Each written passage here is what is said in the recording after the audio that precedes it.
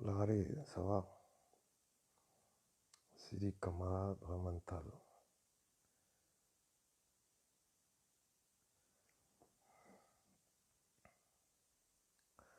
Mariam Van, ça va, Somo Bedi. Jangine Derek, Kanywe Mauda. Bien, merci. Moussa Salia, mes respects. Sinon, Conté. Mamadou Globerte. Rassi Ape, Kanfoka Walimano Kroski.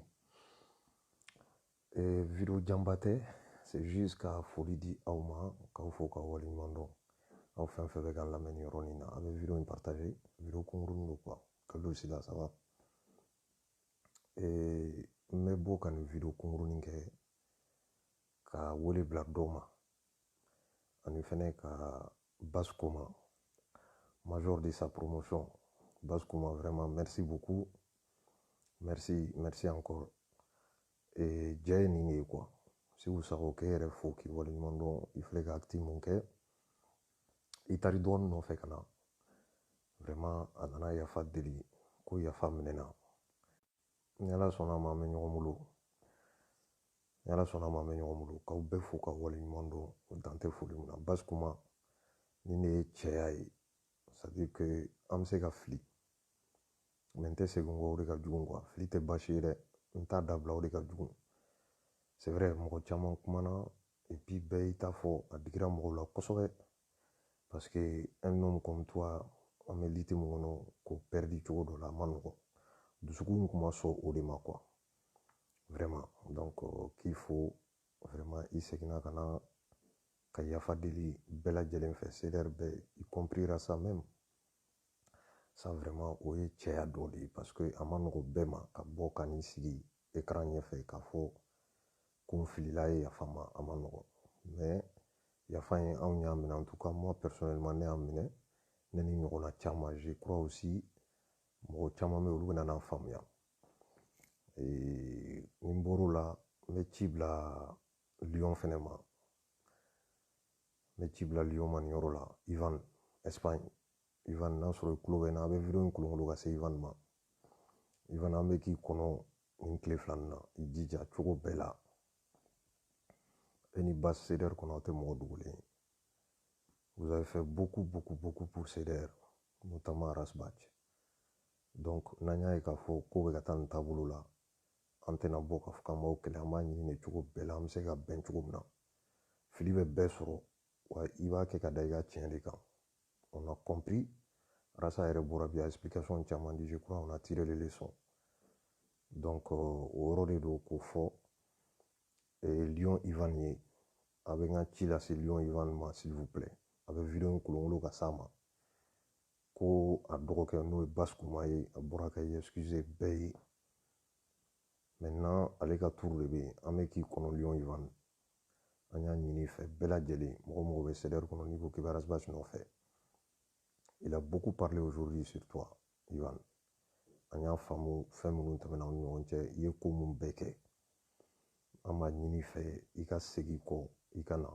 an mago b'i la comme n y'a fɔ bi cogo min na on a toujours besoin de toi i jija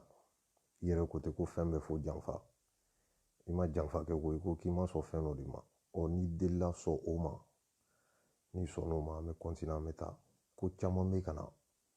fɛn caman b'an ɲɛ maliko de don quoi mɔgɔ ko tɛ du moment où on a compris ça je crois que a man gɛlɛn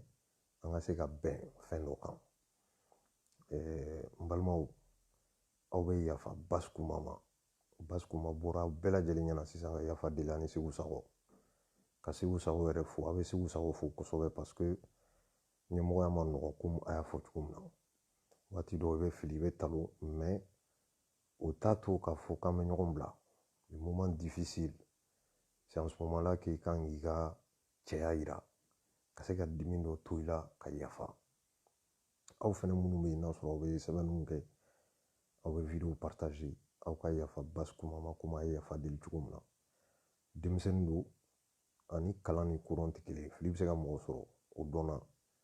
sisan Lyon Ivan ka tour de bɛ yen n balimaw aw ye jɛ an ka fara ɲɔgɔn kan ka kuma Lyon Ivan fɛ ale ka video kɛ man ca a ka kuma man ca baarakɛla de don CDR kɔnɔ an bɛɛ b'a dɔn. Donc Lion Ivan n'i ye nin video ye i b'i jija i bɛ segin i ka na an mago b'i la a mana kɛ cogo cogo can de ye CDR ye aw de y'a daminɛ c'est pas comme ça que aw bɛ abandonner quoi. Voilà nin maɲi maliyɛnw ma nin maɲi mɔgɔ minnu m'an lamɛn minnu m'an lajɛ minnu bɛ video partager c'est pas une bonne chose. Donc Lion a lajɛ i ka segin kɔ i delila yɛrɛ koyi jɛ ma nɔgɔn quoi ko bɛɛ b'a kɔnɔ. Surtout Mali jɔ bɛɛ ko k'ale ta ye fantan dɛmɛ ye fantan wolo dun ma ban fɔlɔ. I y'a dɔn Mali bɛ niveau mun na bi Mali binna dɛ hali bi a ka ye attaque minnu kɛra kunun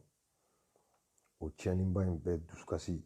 an bɛɛ ka nin bɛɛ supporter ka taa an dusukun bɛ ka saigner Mali ye n'a fɔra k'a fɔ k'an yɛrɛ dama bɛna bila ɲɔgɔn na ko nin dɔw kama ou bien hakilina dɔw kama hakilina 199 ne ni mɔgɔ jɛr'o la kelen kɔni t'a to k'aw bɛ fara n'a sɔrɔ faso ko don. Donc o video de kun don k'o fɔ vraiment ka remerciement kɛ Basi Kuma ye a ka continuer a ka liti fɛ comme an y'a dɔn cogo min na. Lion Ivan e fɛnɛ k'i jija i ka bɔ de minɛ an mago de bɛ k'i ye kan ka i fɛnɛ kana fɛn dɔ fɔ an ye an bɛ se ka sunɔgɔ cogo min na hali n'a y'a sɔrɔ an sunɔgɔ bɛ gɛlɛya ka d'a kan ko min kɛra Mali kɔnɔ. Ni fɛnɛ nana kana kuma an fɛ a b'an hakili sigi dɔɔnin i kana bɔ ka fɛn dɔ fɔ an ye. An ka lajɛ Rasa ye baara min daminɛ depuis fort longtemps o baara in kana kɛ fu ye baara ka ca a ye ko caman kɛ ɲɔgɔn fɛ. Donc o de kun don ka bɔ k'aw bɛɛ fo aw fɛn fɛn bɛ yan Sibu Sago y'a fɔ sa video kɔnɔ k'aw ka yafa Basi ma c'est pas facile mais a bɛ yafa parce que a ɲɔgɔn bɛ se ka ne yɛrɛ sɔrɔ sini mais ka courage sɔrɔ ka bɔ kana ka excuse demander publiquement c'est pas facile du tout. Donc a b'an dɛmɛ o la quoi an ka nɛnini ni kɔrɔmatigɛli ni publication dabila ka to ka kuma dɔw fɔ mɔgɔ mana fili n'a y'a ka fili reconnu c'est pas la peine à ka répéter tout le temps kulo la c'est pas bon. An ka ɲɔgɔn minɛ anw de ye ɲɔgɔn an de ye maliyɛn den kelenw ye Mali mana ɲɛ a ɲɛna anw bɛɛ lajɛlen ye ni Mali tiɲɛna fɛnɛ a tiɲɛna an bɛɛ ye o de ye kuma ye k'a fɔ k'aw fo ka waleɲuman dɔn. A ma dogo aw la parce que n'i y'a ye k'a fɔ bi Rasa bɛ bɔ ka n'i sigi ka explication di c'était nécessaire vraiment moi-même j'ai voulu que ça soit ainsi. A bɔra i expliquer a faamuna Basi y'a faamu mɔgɔ wɛrɛw y'a faamu minnu fɛnɛ tun m'a faamu hali n'olu ma kuma. C'est bien souvent comme ça ne yɛrɛ bɛ Arasibati yɛrɛ fo nin hakilina la parce que souvent n'i y'a ye i ka jɛkuludenw u bɛ ka fɔ ɲɔgɔn kɔ e ka kumakan kelen bɛ se ka bɛɛ fara ɲɔgɔn kan ka faamu di bɛɛ ma c'est une bonne chose déjà. Donc n bɛ Rasa fo o yɔrɔ la a fɛnɛ ka yafa a dɔgɔkɛ ma vraiment ko min kɛra i y'a expliquer sans que i ka don mɔgɔ dɔw gasi la vraiment o diyara an ye a bonyana an ma. Basi yɛrɛ y'a faamu maintenant Lion ka tour de bɛ yen Lion Ivan voilà Lion Ivan n bɛ segin ka na i ma tuguni i jija i ka bɔ cogo bɛɛ la n'i ma temps sɔrɔ bi sini an k'i ye i ka bɔ ka fɛn dɔ fɔ an ye an bɛ min faamuya o b'an bɛɛ hakili sigi an mago bɛ Lion Ivan na an mago bɛ Basi Kuma la Basi kɔni alhamdulilayi ça va Lion Ivan ani mɔgɔ mɔgɔ ni nin hakilina kun b'o tigilamɔgɔw la a ye segin aw kɔ an ka fara ɲɔgɔn kan Malijɔ ye an ka kɛ o de b'an bɛɛ nafa an bɛɛ ka liti kun y'o de ye sinon an fɛn fɛn bɛ Occident na yan je crois pas que k'a fɔ Mali mɔgɔ balo bɛ bɔ Mali la ka na di an ma yan donc o de don balimaw ka da aw tulo kan ka remerciement kɛ Basi Kuma ye encore une fois a ye acte mun kɛ sisan vraiment foli b'a ye ka encourager a ka baara la a ka taa fɛ hali bi a kun bɛ cogo min na a ka continuer a ka dɔ fara o kan Lion e fɛnɛ i ka bɔ i ka kuma an ka tɛmɛ ni ɲɔgɔn ye vraiment merci beaucoup one love à vous tous aw bɛɛ fo aw fɛn fɛn kun bɛ ligne na yan nɔ dan tɛ foli min na c'était juste nin video ne kun don k'a lase ka Basi ka remerciement c'est à dire que ka remercier beaucoup a ka acte la ka tila ka wele da Lion fɛnɛ encore une fois an tɛ sɛgɛn an tɛ ɲina an bɛ bɛn de kɔ bɛɛ ko k'an ka bɛn aw minnu m'an lamɛn n'a b'a partager aw ko k'an ka bɛn de o bɛn de fɛnɛ an b'o ɲini an tɛ sɛgɛn video kɛ la an tɛ sɛgɛn kuma la an b'a fɔ donc one love à vous tous merci beaucoup